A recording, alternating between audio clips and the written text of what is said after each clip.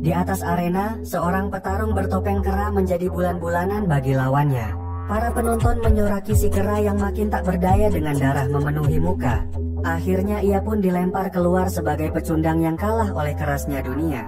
Sementara seorang pemandu mengakhiri acara, si manusia kera berusaha bangkit dan berjalan dengan tenaga yang tersisa. Hinaan para penonton diabaikannya karena suatu ketika ia akan segera membalas kekalahannya.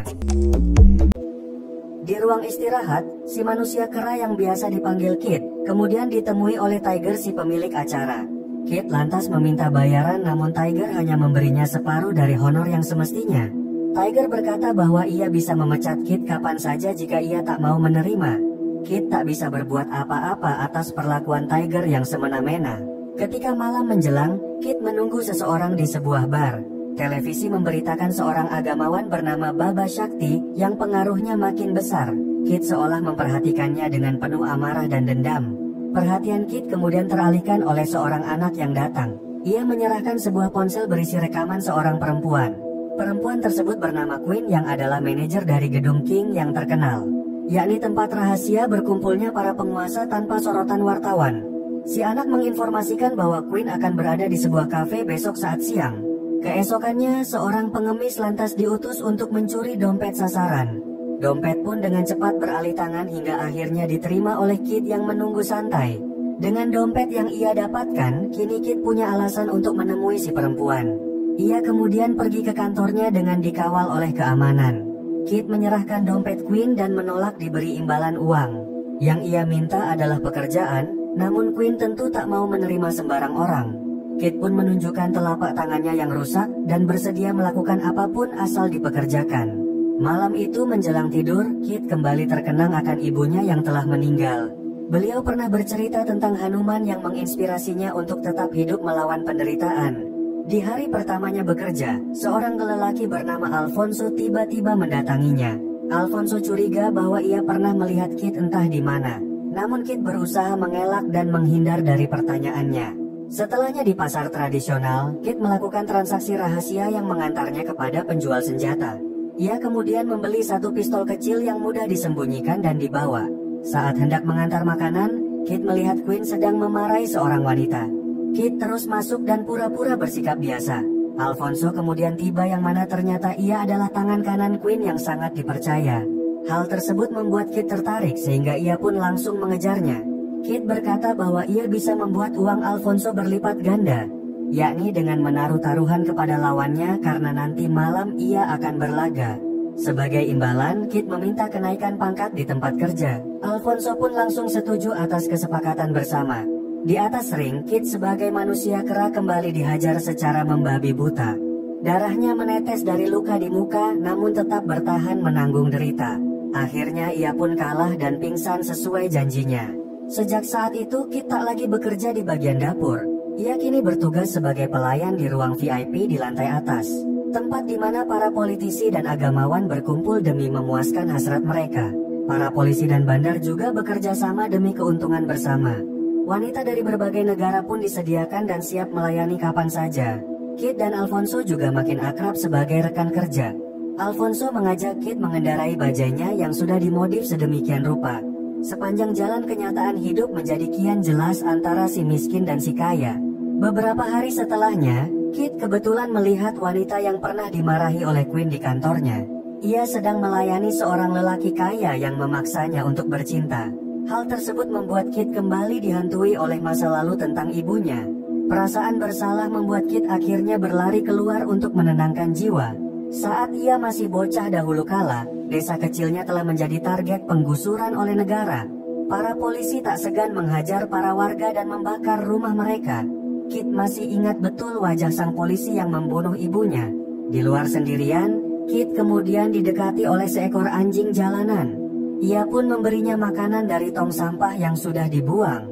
Tak lama berselang si wanita bernama Rita rupanya juga ikut keluar. Rita berkata bahwa ia sudah terbiasa dilecehkan sebagai wanita pelayan. Setiap hari dan malam, Kid mulai tekun berlatih menembak dengan pistolnya. Di samping tetap bertarung dan berlaga, Kid juga tak lupa memberi makan anjingnya. Hidup yang sebatang kara membuatnya bebas melakukan apapun demi membalaskan dendam luka. Hingga akhirnya tiba di suatu malam, Kit memanggil anjingnya dengan siulan. Di lehernya terdapat sebuah pistol yang telah ia kalungkan. Ia kemudian segera menemui Alfonso yang sedang membungkus narkoba. Keduanya lantas mengantarnya kepada para petinggi negara yang sedang berpesta. Saat itulah Kit melihat dengan jelas sang target yang sedang dilayani oleh Rita. Kit pun seketika berlari ke toilet sebab menahan amarah dan duka. Ia lebih dulu membulatkan tekad demi almarhum ibu tercinta. Ketika sang petinggi polisi bernama Rana Singh meminta narkoba, Kit dengan sigap sudah ada di sana. Rana kemudian menghirupnya namun tiba-tiba hidungnya berdarah karenanya. Sesaat kemudian Kit segera menyusul ke toilet dan langsung mengarahkan senjata. Namun Rana seketika menghantam Kit dengan botol kaca. Perkelahian pun berlangsung dengan sengit antara keduanya. Di ruang pesta, orang-orang menjadi kacau setelah mendengar suara tembakan. Sedangkan Kit dan Rana masih saling menghajar dengan penuh kekuatan. Berbagai pukulan dan tendangan dilesatkan demi menghabisi lawan. Sesaat kemudian terdengar pintu digedor oleh petugas keamanan. Kit lantas memecahkan jendela untuk mencari jalan keluar. Ia harus lebih dulu kabur karena tidak mungkin menang. Kit yang dikejar terus berlari ke parkiran dan berhasil mencapai kendaraan. Ia pun langsung berangkat sambil membawa Alfonso yang tak mau ketinggalan. Dengan bajai keduanya melesat ke jalan raya dengan penuh kecepatan. Sayangnya polisi belum menyerah dan terus mengerahkan pasukan. Hingga akhirnya Kit berhasil memasuki gang namun terhenti oleh seorang gadis di tengah jalan. Polisi lantas menabrak bajai mereka hingga terpental. Kit yang setengah sadar langsung dipukul hingga pingsan. Ketika tersadar, Kit sudah berada di dalam kendaraan. Ia pun kembali melawan dan berhasil melompat ke jalanan. Kit terus berlari menaiki tangga hingga tiba di atap bangunan. Namun sebuah tembakan kemudian membuatnya tumbang dan tenggelam ke dalam sungai. Antara kenangan dan kematian, Kit tidak bisa lagi memastikan kenyataan. Seolah ia berada di masa lampau sekaligus di masa sekarang. Kesadarannya pun mulai menggelap dan menghilang.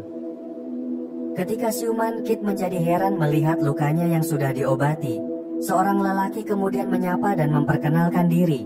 Ia bernama Alfa yang adalah penjaga kuil suci bagi rakyat jelata. Alfa berkata bahwa Kit seharusnya sudah mati akibat lukanya. Namun entah mengapa dewa seakan menyiapkan sebuah rencana. Kit tak mau berbasa-basi dan segera pamit untuk pergi dari sana. Namun Alfa berkata bahwa para polisi tengah menyisiri kota. Sementara itu di kuil yang berbeda, Baba Sakti memerintah Rana agar mencari pelakunya. Ia tidak ingin ada penghalang bagi pemilu yang sebentar lagi akan tiba. Calon mereka harus menang dengan cara apapun saja. Bersama orang-orang desa, Kit menikmati kesenian di kuil rakyat jelata. Namun hingga larut malam tiba, Kit tidak bisa memejamkan mata. Alfa lantas mengajaknya ke bawah sebuah pohon tua. Ia akan melatih Kit melewati rasa sakit dan pahit dengan mencapai puncaknya. Alfa kemudian mengambil sebuah biji lalu menghaluskannya. Ketika Alfa meniupkannya, dada Kit pun seolah terbelah oleh dendam duka. Kisah masa kecilnya lantas berputar cepat di dalam kepala. Sebagai antek kekuasaan, Baba Sakti hendak membangun pabrik demi mendapat laba besar. Namun orang-orang desa menolak dengan keras atas penggusuran. Ia pun memerintah Rana agar mengerahkan aparat kepolisian. Rumah-rumah lantas dibakar dan warga mendapat kekerasan.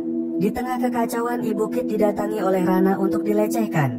Namun Ibu Kit masih berani melawan sehingga Rana menjadi marah besar. Ia pun dihajar habis-habisan sebelum akhirnya dibakar.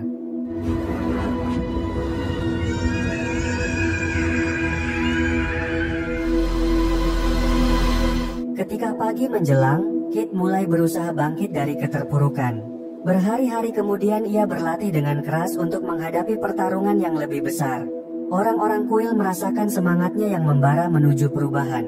Sementara itu, kampanye pemilu dengan janji-janji palsu makin gencar dilakukan. Sang calon penguasa yang didukung Baba Sakti disambut meriah oleh rakyat yang terbutakan. Baba Sakti akan melakukan apapun demi memenangkan kekuasaan. Hari itu, orang-orang kuil menjadi panik mendapati anggota mereka telah diserang. Alfa tahu bahwa Baba Sakti telah mengutus preman karena menganggap mereka sebagai ancaman. Kit tidak mau tinggal diam dan harus memulai pembalasan. Beberapa hari setelahnya, Alfonso yang menggelandang melihat poster kembalinya sang manusia kera. Rupanya Kid memutuskan untuk kembali ke arena dan akan melawan sang juara bertahan bernama Cobra. Para penonton seakan sudah bisa menebak siapa pemenangnya. Namun saat bel berdentang, tendangan Kid seketika membuat Cobra terkapar begitu saja. Tiger menjadi panik, begitu pula dengan para penonton yang kecewa. Seorang petarung berjuluk Beruang lantas dikeluarkan untuk membunuh Kid di dalam arena. Pertarungan pun kembali dimulai yang mana pukulan Kid seakan tak ada harganya. Sang Beruang terus-menerus menyerang secara membabi buta. Hingga akhirnya Kid menyasar titik rawan dan berhasil menjatuhkan lawan tanpa daya. Penonton pun menjadi terdiam dan tak bisa lagi berkata-kata. Tak lama setelahnya, Alpha kemudian menemukan tas penuh uang sebagai balas budi dari sang manusia kera. Sementara itu di Gedung King, para petinggi partai sudah berkumpul untuk merayakan kemenangan bersama. Sang calon presiden sangat berterima kasih kepada Baba Sakti sang tokoh agama, juga kepada Rana sebagai Kapolri yang telah menggerakkan aparat negara. Tanpa mereka sadar, lewat pintu belakang, sang manusia kera telah datang dan langsung menghajar para pengawal. Dibantu oleh para penjaga kuil yang bergerak dari parkiran, Kid terus masuk ke dapur dan sekali lagi membuat kekacauan. Setiap orang yang mendekat langsung dibunuhnya tanpa ampunan. Setibanya di lantai atas, Kid membuat kejutan dengan melepas petasan. Orang-orang menjadi kacau dan perkelahian pun tak bisa dihindarkan. Si manusia kera memanfaatkan semua barang untuk menghabisi lawan. Sayangnya makin banyak penjaga berdatangan dan mengepung Kid seorang. Untungnya Alpha dan anak buahnya juga tiba di saat yang dibutuhkan. Namun di tengah pertarungan, Queen lantas menembaki setiap orang. Rita pun seketika memukulkan nampan hingga membuat Queen pingsan. Melalui lift, Kid kemudian melanjutkan perburuan Kapolri yang telah membunuh sang ibunda. Namun Rana memang sudah bersiap untuk membantai Kid hingga tak bernyawa. Pertarungan kedua lantas dimulai dengan penuh tenaga. Kid berhasil dilempar hingga menembus kaca. Namun serangan Kid selanjutnya membuat Rana tak bisa lagi membalasnya. Dengan kenangan dan dendam yang membara, Kid pun mengakhiri sang Kapolri saat itu juga. Namun pembalasan si manusia kera belum selesai. Ia terus naik ke lantai paling atas yang adalah apartemen mewah sang agamawan. Di sana Baba Sakti rupanya sedang bersantai seolah merasa dirinya adalah Tuhan. Sambil mendekat, ia memberi nasihat bahwa kemarahan tak bisa mengobati dendam. Kid hanya terdiam seiring ingatan senyum ibunya berkembang. Namun tiba-tiba Baba Sakti seketika menusuk Kid yang lengah dan tidak siaga. Kid berusaha menahan nyeri luka dan berhasil menjatuhkan lawannya. Ia pun mencabik-cabik sang agamawan hingga dosanya tak tersisa.